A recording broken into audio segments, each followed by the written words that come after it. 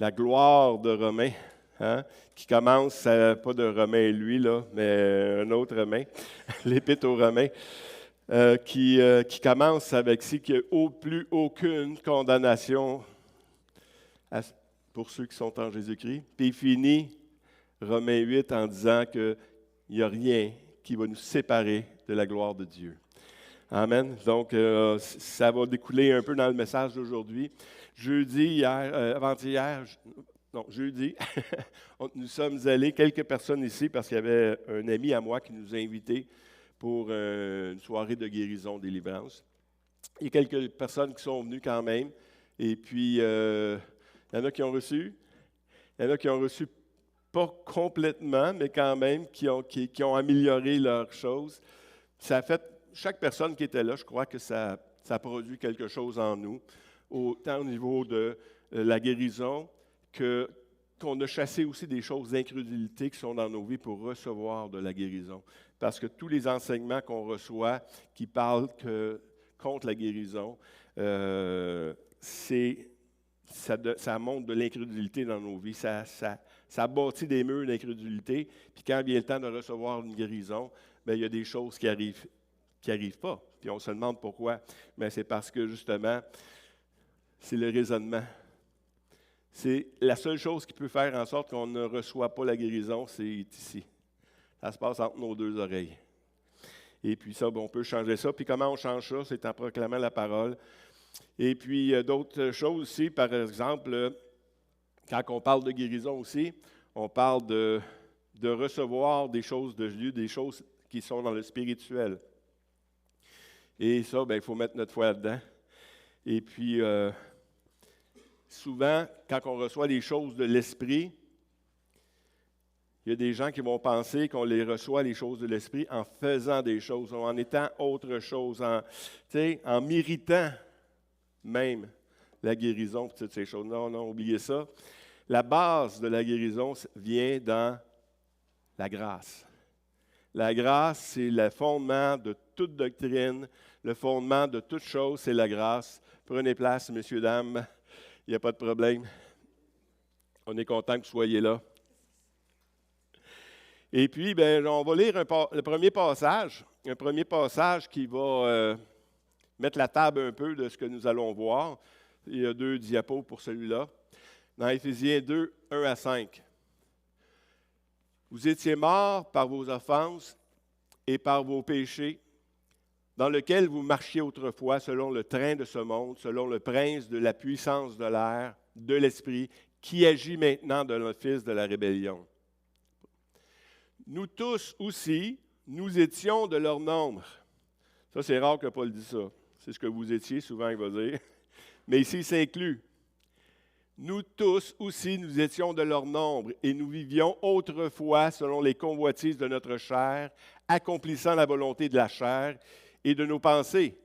Et nous étions par nature des enfants de colère, comme les autres. Mais Dieu, qui est riche en miséricorde, à cause du grand amour dont il nous a aimés, nous qui étions morts par nos offenses, nous a rendus à la vie avec Christ. Le salut, de la manière qu'on comprend ça souvent, pour beaucoup de personnes, c'est Dieu m'offre quelque chose, et si je dis oui, j'embarque dans la babelle. Et malheureusement, ce n'est pas de même que ça marche. Dans le sens, malheureusement pour eux, parce que heureusement pour nous, que Dieu, ça marche autrement, parce que nous étions morts. Et Dieu nous a donné la vie. Est-ce que, on parle de miracle, on parle de guérison, on parle de résurrection? Un mort, veux-tu être sauvé? Il est mort. Est-ce qu'il peut te répondre? Est-ce qu'il peut espérer quelque chose? Pas du tout. Il est mort. Mais spirituellement, nous étions morts aussi, et notre nouvelle naissance en Jésus-Christ ne vient pas de notre oui ou de notre non. C'est que Dieu nous a donné quelque chose en premier qu'on appelle la foi. C'est un don de Dieu. Et la grâce qui s'accompagne. La grâce qui est ce que Jésus a fait pour nous sauver de tout ça. Et les deux ensemble produisent quelque chose. Mais même là, on n'est pas encore né de nouveau. Il y a une naissance qui doit être là, puis c'est de ça aussi qu'on va parler. Il y a une naissance qui est là, qui n'était pas là avant. C'est quelque chose de complètement nouveau, quelque chose qu'on n'avait pas, quelque chose à laquelle on n'a pas contribué. Est-ce que vous avez contribué à votre naissance? Non. Ah, il y en a, on voit des dessins des fois, tu vois le petit chose qui cherche sa place pour venir au monde, mais c'est pas vrai. Ça, c'est d'une manière naturelle, c'est comme chose. Mais ça prend un papa, puis ça prend une maman. Mais dans le cas de Dieu, c'est Dieu qui nous a fait naître de nouveau, puis c'est ça qu'on va voir en même temps. En fait, on va voir 4 points aujourd'hui qui nous montrent, qui nous donnent cette assurance du salut-là. Parce que beaucoup de gens vont dire, il y a 3... Moi, je suis assez naïf, là. J'ai toujours pensé que tout le monde savait qu'on était, tous les chrétiens, du moins, avaient l'assurance de leur salut. Je pensais ça. Honnêtement, j'ai grandi avec Pasteur Jeff Lorrain à radio. Si tu ne crois pas à ton assurance, c'est parce que tu ne l'as pas écouté une fois, je pense. Et puis, jeune chrétien, j'ai commencé à aller à l'université. Et il y a un monsieur, Denis Côté, qui vient me voir, puis il dit Sylvain, si tu meurs aujourd'hui, es-tu sûr d'aller au ciel? C'est une question qu'on pose dans l'évangélisation explosive, c'est une question avec diagnostic. Puis là, ça me fait rire, parce que voyons donc, on est à l'école biblique, ça, tu sais. Qu'est-ce que tu fais là, tu sais? Bien, je veux que tu me répondes. Ben oui, je suis sûr d'aller au ciel, tu sais. Je suis content, parce que j'ai posé la question à beaucoup de gens ici, puis ils n'ont pas l'assurance de leur salut. Parce qu'ils ne savent pas que s'ils meurent, puis supposons qu'ils ont commis un péché, puis ils n'ont pas eu le temps de demander pardon, puis ils meurent, ils ne savent pas s'ils vont aller au ciel. Ça, c'est le salut par les œuvres, en passant. Ce n'est pas biblique. Okay? Le salut biblique, là, c'est un salut par la grâce. Jésus, quand il est mort sur la croix, qu'on va voir tantôt, c'est qu'il a pris nos péchés, puis il est mort une fois pour toutes, pour toujours même. Fait que si tu commets un péché là, tu es déjà sauvé, tu es déjà pardonné. Jésus, il a pardonné nos péchés, pas juste à la croix. Un coup, OK, maintenant, tu acceptes le Seigneur, tu es pardonné de tes péchés, maintenant, arrange-toi pour rester pur. C'est pas ça. Si tu restes pur, tu vas être sauvé. Si tu ne restes pas pur, qui passerait Il n'y a personne qui passerait le test. T'sais. On est là. Mais moi, puis d'autres personnes, sans dire qu'on perd notre salut si on pêche, d'autres personnes vont dire non, on ne perd pas notre salut comme on perd notre portefeuille ou on perd. Non. Mais on pourrait abandonner notre salut. Puis même là, moi je dis non. Parce que tu ne t'appartiens pas à toi-même. Puis c'est des choses comme ça qu'on va voir aujourd'hui. On va voir 4 points qui nous disent pourquoi moi j'ai l'assurance de mon salut. Il y a beaucoup de personnes, des pasteurs pentecôtistes, me disent Sylvain, es-tu enseignable? Parce que moi je crois à la perte du salut, toi tu crois à l'assurance, es-tu enseignable? Je pourrais dire oui, je suis enseignable. Mais enseigne-moi comment toi tu vas perdre ton salut, pas les autres. Toi, comment tu vas perdre ton salut, puis moi je vais t'enseigner comment moi j'ai l'assurance de mon salut. Si toi tu es capable de m'écouter, tu vas le savoir comment. Parce que mon salut ne dépend pas de moi, mais pas du tout. Nulle part dans la Bible, c'est marqué « Croyez en vous pour être sauvés ». Jamais. Croyez en lui. Puis c'est des choses comme ça, on va voir. Donc, le premier point des 4 des points qu'on va voir, qui est une certitude, on a déjà parlé un peu dans l'introduction, c'est que vous étiez morts. Hein? Pour nous autres, c'est évident, c'est clair et net que nous étions morts. Et dans Jean 5, 24, 25, il dit « En vérité, quand Jésus dit en vérité, là, toute la parole est vraie, là. Mais ouvre tes oreilles. C'est ça que ça veut dire. En vérité, je vous le dis, celui qui écoute ma parole et qui croit en celui qui m'a envoyé a la vie éternelle et ne vient point en jugement, mais il est passé de la mort à la vie. Et dans ce passage-là, il y a aussi un autre en vérité. Je vous le dis, l'heure vient, et il est déjà venu, où les morts entendront la voix du Fils de Dieu, de ceux et ceux qui l'entendront vivront. Un mort, si Dieu ne le touche pas, il ne pourra pas entendre de ses oreilles. Il est mort. Il n'y a plus de cerveau, il n'y a plus rien. Il faut que l'action de Dieu, la première tâche qui doit être faite dans la vie de quelqu'un, c'est que Dieu fait quelque chose. Puis celui qui va entendre sa parole va voir ces choses-là. Dans Colossiens 2, 13 à 14, vous étiez morts par vos offenses et par l'incirconcision de votre chair. Il vous a rendus à la vie avec lui en nous faisant grâce pour toutes nos offenses. En nous faisant grâce pour toutes nos offenses. Présent, passé et futur. Il a effacé l'acte dont les ordonnances nous condamnaient et qui subsistait contre nous. Il les a détruits. Il ne les a pas juste enlevés, il les a détruits en le clouant à la croix. C'est comme si votre dette est là, puis Jésus, c'était écrit sur une pierre, puis non seulement il a effacé ça, mais il a brisé la pierre. Il a brisé tous les actes de condamnation qu'il avait posés sur le monde entier. Donc, c'est important de savoir ça. Le suivant. Il n'y a donc maintenant aucune condamnation pour ceux qui sont en Jésus-Christ. En effet, la loi de l'esprit de vie en Jésus-Christ m'a affranchi de la loi du péché et de la mort. M'a affranchi. C'est fait, c'est lui qui l'a fait. Deuxième point, pourquoi je crois à l'assurance de mon salut, c'est que Jésus nous a rachetés et non pas loués. Tu peux rester sur cette diapo-là pour une secousse. Pourquoi? C'est quoi la différence entre, quand on dit louer ici, c'est pas chanter louanger, là. C'est louer, c'est une location. Si tu loues un instrument, hein, ou un outil, tu vas au magasin, tu dis j'ai besoin d'une drill.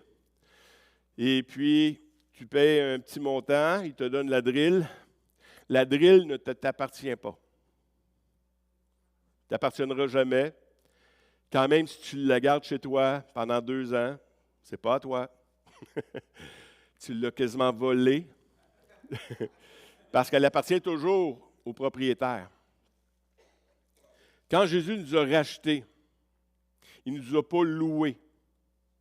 Et là, c'est là qu'on voit que beaucoup de gens comprennent le salut comme « OK, le Seigneur m'offre ça, ça, ça. Il m'offre de me sauver, OK. Il m'offre de prendre soin de moi, OK. Il m'offre ça. Je le veux. » C'est pas ça le salut. Le salut, Dieu ne te loue pas. Il n'est pas en train de te louer. Ce que Dieu a fait, c'est qu'il nous a rachetés. Il nous a achetés. Il a payé un prix pour nous. Pourquoi? Pour qu'on lui appartienne. OK, Monique? Quelqu'un qui est loué, on appelle ça un mercenaire. OK? Qui n'agit que pour un salaire et inspiré par le profit. Je veux dire, si je vais là, bien. Puis c'est un peu de même aussi qu'on est venu. Je ne sais pas si vous autres, mais moi, si tu meurs, tu vas aller en enfer ou tu vas aller au ciel. Veux-tu aller au ciel? Oui, je le veux. Je veux avoir le salaire qui va aller au ciel. On est un peu des mercenaires. Mais à un moment donné, tu commences à comprendre Dieu, tu commences à voir Dieu, dire non, qui t'es, toi, Dieu, pour m'aimer comme ça? Puis là, tu commences à le servir pour ça, tu sais. Et ainsi de suite, ça se développe. Et l'autre aussi définition du mercenaire, c'est un soldat à la sorte d'un gouvernement étranger. Les mercenaires n'appartiennent pas au gouvernement, sont loués. Nous, c'est complètement différent. Titre 2,14, Jésus, en parenthèse, Jésus, qui s'est donné lui-même pour nous, afin de nous racheter de toute iniquité, de se faire un peuple qui quoi? Qui lui appartienne. Purifié par lui et zélé pour des bonnes œuvres. Donc, Dieu, quand il nous a rachetés, c'est pour qu'on lui appartienne. On n'appartient plus à un autre. C'est même plus à nous. Dans le prochain, quand Jésus a pris du vinaigre, on va le voir un petit peu plus tard. Quand Jésus a pris le vinaigre, il a dit, tout est accompli. Ce verbe en grec-là, c'est tétélestai. Tétélestai qui vient de téléo, qui veut dire que la dette est payée. C'est payé, comme on a vu tantôt avec la pierre qu'on a brisée. Le tétélestai, c'est ça. Puis, en baissant la tête, il a rendu l'esprit. Donc, c'est vraiment une question accomplie. Puis, s'il nous a rachetés, c'est pour pas qu'on... Dans 1 Corinthiens 6, 19 à 20, ne savez-vous pas que vous êtes le corps, que votre corps est le temple du Saint-Esprit qui est en vous, et que vous avez reçu de Dieu, et que vous ne vous appartenez point à vous-même. Ouais, mais moi, je m'appartiens à moi-même. Bien, c'est parce que tu n'as pas été sauvé. Si tu veux faire ce que tu veux, c'est ma vie. Non, ce n'est pas ta vie, c'est sa vie. Il t'a racheté. Car vous avez été rachetés à un grand prix. Glorifiez donc Dieu dans votre corps et dans votre esprit qui appartiennent à Dieu. Ça appartient, ça, à Dieu. Ça ne nous appartient pas à nous, parce que souvent, les gens vont dire, « Ouais, mais moi, je peux peut-être... » C'est pas toi. Tu ne peux pas rien faire avec ça parce que tu ne t'appartiens pas. Est-ce que tu peux faire de quoi avec ce qui appartient à Dieu? Non. Ton corps, lui, doit vivre dans l'obéissance, mais ton esprit, comme on a vu, parce que allez, si vous ne comprenez pas cette manière de comprendre-là, c'est qu'on est en trois parties. On est un esprit, nous habitons dans un corps et nous avons une âme. Nous sommes un esprit. Notre identité devant Dieu, on est des esprits parfaits, créés, nouveaux. Et puis, ben c'est ça, on ne s'appartient pas à nous-mêmes. La prochaine, dans Romains 3, 8, 33, 36, qui accusera les élus de Dieu? C'est Dieu qui justifie. Qui les condamnera? Christ est mort, bien plus. Il est ressuscité, il est à la droite de Dieu, il intercède pour nous. Qui nous séparera de l'amour de Christ? Sera-ce les tribulations ou l'angoisse, ou la persécution, ou la faim, ou la nudité, ou le péril, ou l'épée? Selon qu'il est écrit, c'est à cause de toi qu'on nous met à mort tous les jours, qu'on nous regarde comme des brebis destinées à la boucherie. Suivant. Mais dans toutes ces choses, nous sommes plus que vainqueurs par celui qui nous a aimés, car j'ai l'assurance. Est-ce que vous avez cette assurance-là ce matin? J'espère que vous l'avez. Que ni la mort, ni la vie, ni les anges, ni les dominations, ni les choses présentes, ni les choses à venir, ni les puissances, ni les hauteurs, ni les profondeurs, ni aucune autre créature ne pourrait nous séparer de l'amour de Dieu manifesté en Jésus-Christ notre Seigneur. Il n'y a rien, même pas nous. Pourquoi? Parce qu'on a vu qu'on ne s'appartient pas. Tu ne peux pas faire de quoi avec ce qui ne t'appartient pas. Ouais, mais nous, on peut se tuer, non? Parce qu'on a posé la question cette semaine, il dit, qui peut nous séparer de Dieu? Nous-mêmes. Non, même pas nous-mêmes. Il y a juste une personne qui peut nous tuer. Il y a juste une personne qui peut tuer notre âme, notre esprit. Ne craignez pas ceux qui tuent le corps et qui ne peuvent tuer l'âme. Craignez plutôt celui qui peut faire périr l'âme et le corps dans la géhenne. Le seul qui peut nous tuer, c'est lui, puis il ne le fera pas, parce qu'il nous a sauvés, il nous a bénis, il nous a donné tout ce qui contribue à notre vie, à notre piété. Donc, c'est la deuxième raison. La troisième raison, on a été engendrés de lui. On l'a parlé brièvement la dernière fois aussi. On a été engendrés, donc ce n'est pas nous qui nous sommes engendrés en lui, c'est lui qui nous a engendrés. Puis il y a plusieurs passages qui en parlent. Mais à tous ceux qui l'ont reçu, à ceux qui croient en son nom, il a donné le pouvoir de devenir un enfant de Dieu, lequel sont nés. Comment ils sont nés? Non du sang. Quand on fait une alliance de sang, une alliance de sang, c'est quand on couche avec quelqu'un, on fait une alliance de sang. Non du sang, ni de la volonté de la chair. Ce n'est pas ma volonté. Ni de la volonté de l'homme, mais de Dieu. C'est sa volonté à lui. C'est par sa volonté à lui qu'on est devenu un enfant de Dieu. Pas autrement.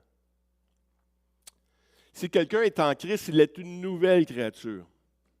Les choses anciennes sont passées, mais voici, toutes choses sont devenues nouvelles. On est nouveau, quelque chose qui n'existait pas avant. Avant, ce qui existait, c'est ma chair, c'est un esprit corrompu et c'est un cœur mauvais. Et ça, quand on a été sauvé, quand on est né de nouveau, c'est l'esprit qui est né de nouveau. Le cœur, il n'a pas été changé, ni mon corps.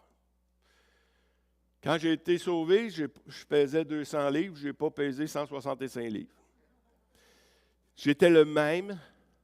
Si j'étais malade, j'avais les mêmes maladies. Stéphane? C'est ça. Avant, c'était la mort qui régnait. Maintenant, c'est l'esprit de vie que Stéphane a dit. Donc, c'est important de comprendre ces choses-là. Mais l'esprit, maintenant, que Dieu a mis son esprit en dedans de moi, il a fait quelque chose de nouveau. Avec cet esprit-là, même là, si je voudrais pécher, c'est impossible pour moi de pécher dans l'esprit. Parce que l'esprit est scellé, gardé pour notre rédemption. Mais mon cœur, c'est-à-dire, lui, il n'a pas été transformé encore. Lui, je dois lire les Écritures pour être transformé, pour emmener ma tête, mon cœur, c'est mon intelligence, c'est mes sentiments, c'est toutes ces choses-là. Eux autres, ils doivent être régénérés, pas d'une manière, pas régénérés, c'est pas vrai, mais il faut qu'ils soient emmenés à l'obéissance de Christ. Il faut qu'ils soient enseignés. Si je lis les Écritures, ça l'enseigne mon cœur. Et là, il va dire la même chose que l'Esprit de Dieu. Il va finir par dire la même chose de Dieu. Tant qu'il va être en contradiction avec l'Esprit de Dieu, il y a ce combat-là. Mais la journée qui est convaincu, ton cœur est convaincu que Dieu dit la vérité, tu es sauvé.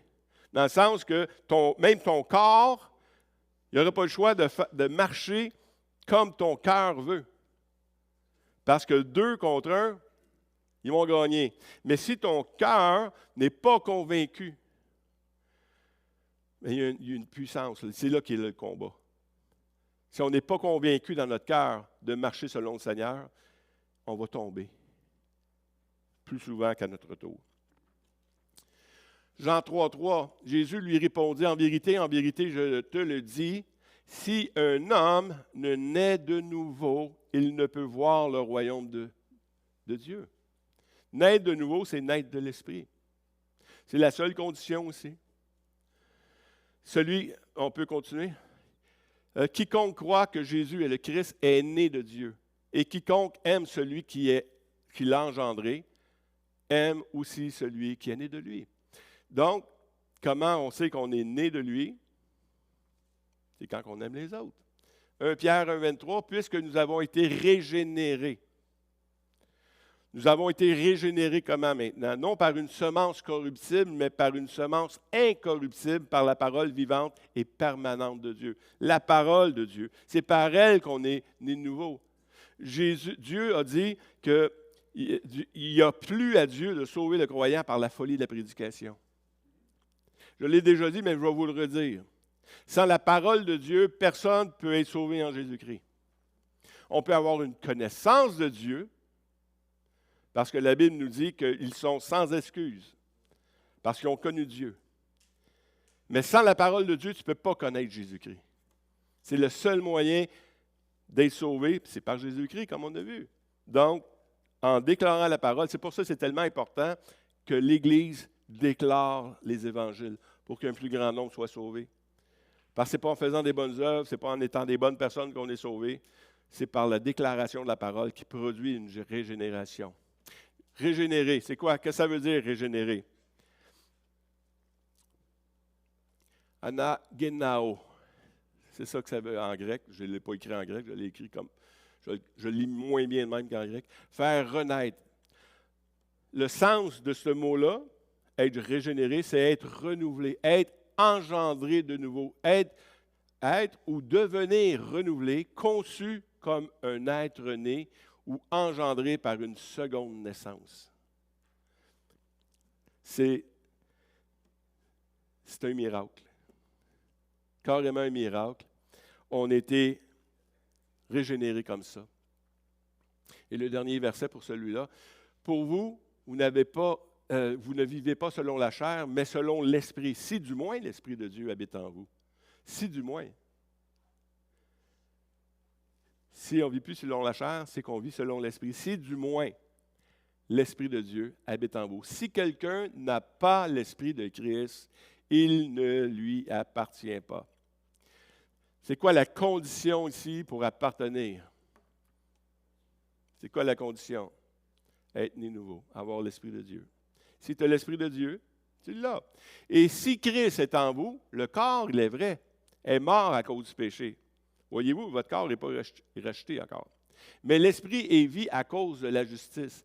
Mais si l'Esprit de celui qui a ressuscité Christ d'entre les morts habite en vous, celui qui a ressuscité Christ d'entre les morts rendra aussi la vie à vos corps mortels par son Esprit qui habite en vous. Parce que notre corps, vous le savez, qui n'ira pas au ciel. J'espère que je ne vous apprends rien. Il va falloir qu'il meure, lui.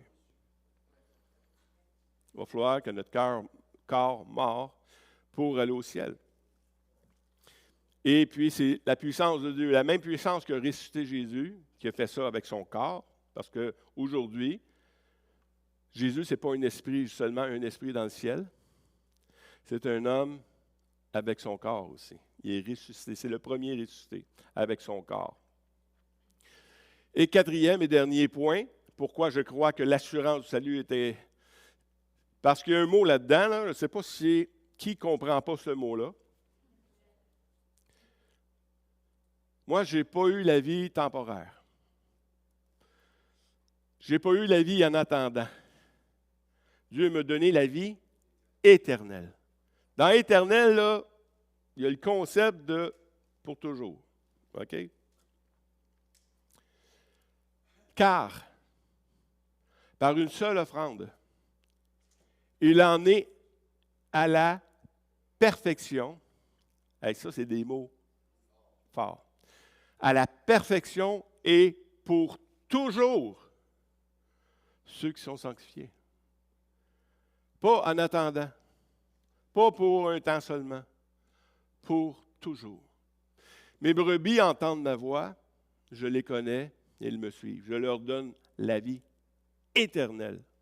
Et elles ne périront jamais. Et personne ne les ravira de ma main. Mon Père, qui me les a donnés, est plus grand que tous. Et personne ne peut les ravir de la main de mon Père. Moi et le Père, nous sommes un. C'est une vie qui est dans le Fils. Puis quand tu es dans le Fils, tu as la vie éternelle. Cette vie éternelle-là dure toujours. Et il n'y a personne, même pas moi, qui peut m'enlever de ça. Celui qui a le Fils a la vie. Celui qui n'a pas le Fils de Dieu n'a pas la vie. Mais il continue ici. Mais je vous écris ces choses, afin que vous sachiez que vous avez la vie éternelle, vous qui croyez au Fils de Dieu. Est-ce que vous croyez au Fils de Dieu? Ce n'est pas un sentiment. C'est pas « je me sens pas sauvé, je me sens sauvé ». On s'en fout, ça. Est-ce que tu le crois à lui ou tu ne le crois pas lui? Lui, il dit « si tu crois en moi, tu as la vie éternelle ». On est sauvé par la foi en lui. Si tu dis « ben oui, je le crois », ben tu as la vie éternelle, mon chum. Pas plus compliqué que ça. « Ouais, mais tu es sûr qu'il ne faut pas que je fasse des choses. » Ou bien, tu sais, comme aujourd'hui, si tu donnes un cadeau à quelqu'un, il va penser qu'une petite pogne en arrière. C'est quoi qu'il veut me demander après, tu sais? C'est quoi l'échange, tu sais? Il n'y en a pas d'échange. Il nous donne la vie éternelle. On va le voir dans la conclusion un petit peu plus loin. Jésus lui dit, « Je suis la résurrection et la vie. Celui qui croit en moi vivra. » Il vivra même quoi? Quand même il serait mort. Et quiconque vit et croit en moi ne mourra jamais. Crois-tu cela? J'espère que vous le croyez de tout mon cœur. Parce que tout l'Évangile, toute la vie chrétienne est basée là-dessus. Maintenant, je dois m'avancer et vivre dans la vie chrétienne sur le fondement de Christ, de l'œuvre tout accomplie. S'il manque quelque chose au salut, et on appelle ça un trou, je vais tomber dedans. Il n'y en a pas de trou. Jésus a plané toutes les choses. Jésus a brisé tous les pièges qui pourraient nous emmener dans un non-salut. Il a fait ça au complet. Galates 5, 1, 13 et 14. Et c'est là qu'on va conclure.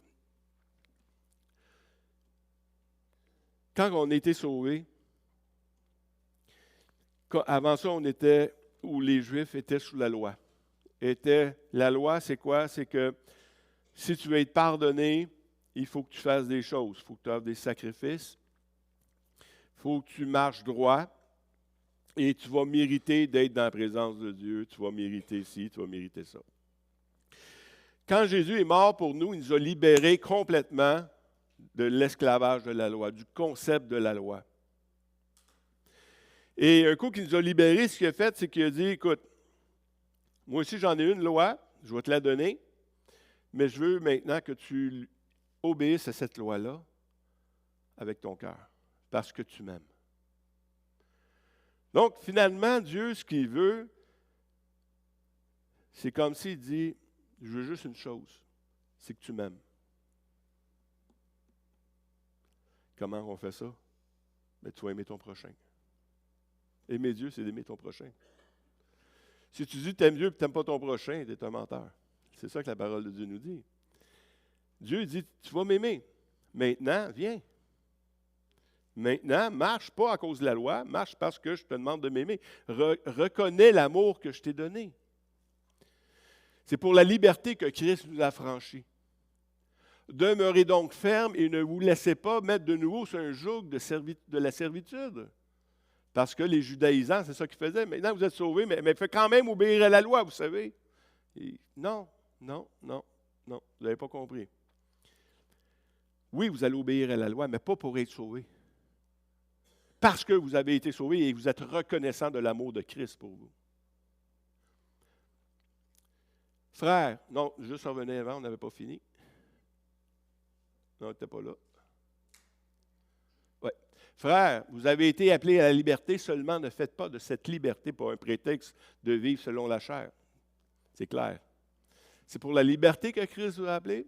Ne faites pas de ce prétexte-là, pas parce que vous êtes libre, maintenant que vous êtes libre de pécher. Mais rendez-vous par la charité, par l'amour, serviteurs les uns des autres. Car toute la loi est accomplie dans une seule parole. Dans celle-ci, tu aimeras ton prochain comme toi-même. Tu dis, tu vas aimer Dieu, aime ton prochain. Aime ton frère. D'une manière libre. Pas parce que la loi dit, non, parce que tu es reconnaissant de ce que Christ a fait pour toi. Dieu dit, pardonnez comme je vous ai pardonné. C'est simple, Stéphane. Cette parole, il est clair que c'est écrit que tu aimeras ton prochain comme toi-même.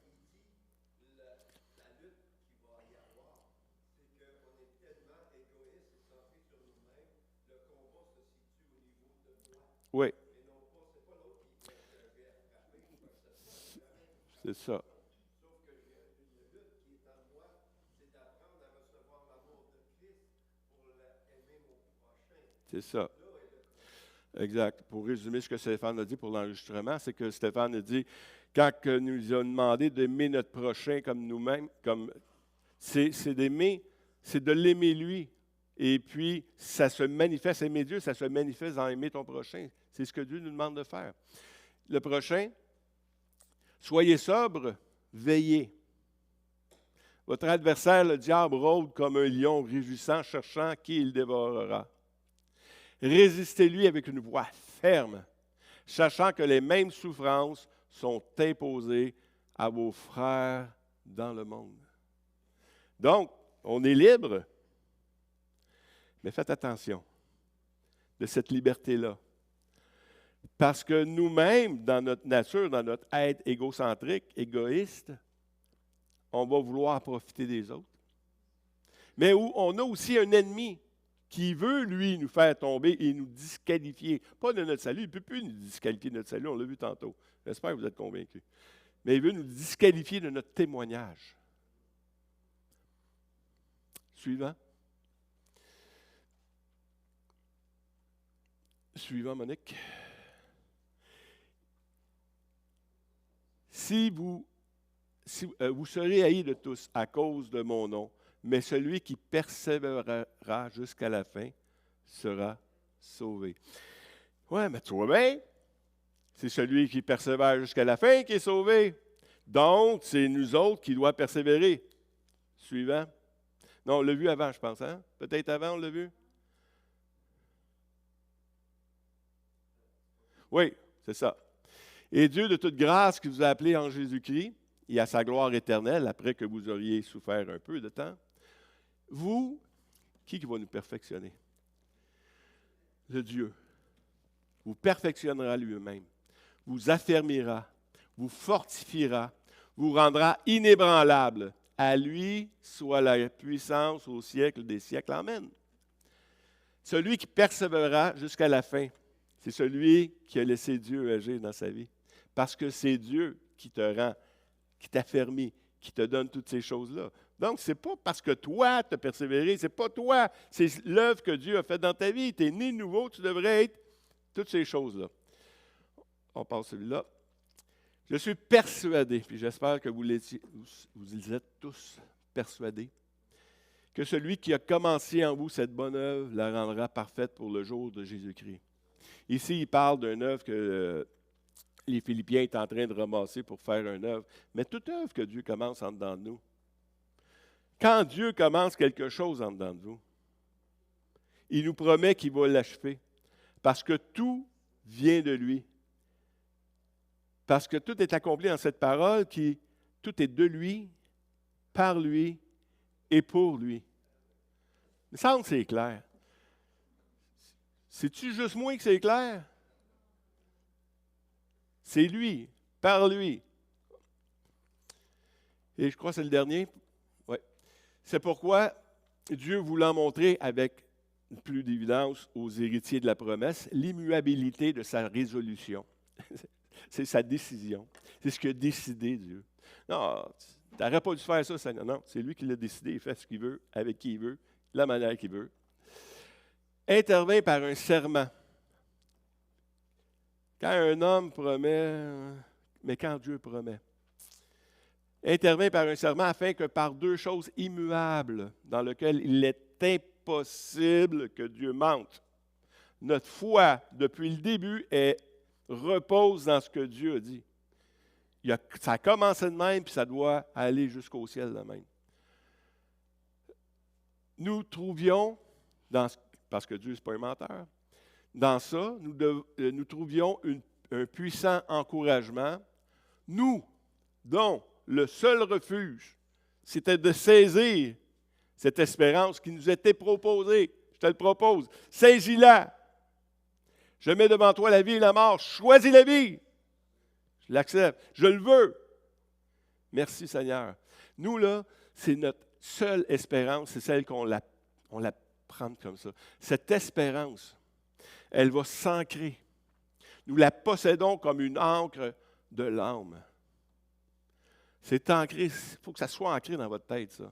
Solide, sûr et solide, elle pénètre au-delà du voile. Donc, c'est ce qu'on avait pour aujourd'hui. Je trouve ça tellement important de s'enseigner ces choses-là. Parce que, soyez pas naïfs comme moi, le 2/3 du monde et des croyants ne croient pas comme nous. La religion est basée sur des œuvres, un mérite, ainsi de suite. Et la Bible nous montre très clairement que le salut est basé uniquement sur l'œuvre accomplie de Christ et uniquement là-dessus. Tous les lettres de Paul ont été écrites pour démontrer ces choses-là. Lisez la parole. Instruisez-vous de ces choses-là. Et un coup que le fondement solide est là, on peut aller plus loin. Est-ce qu'il y a des questions?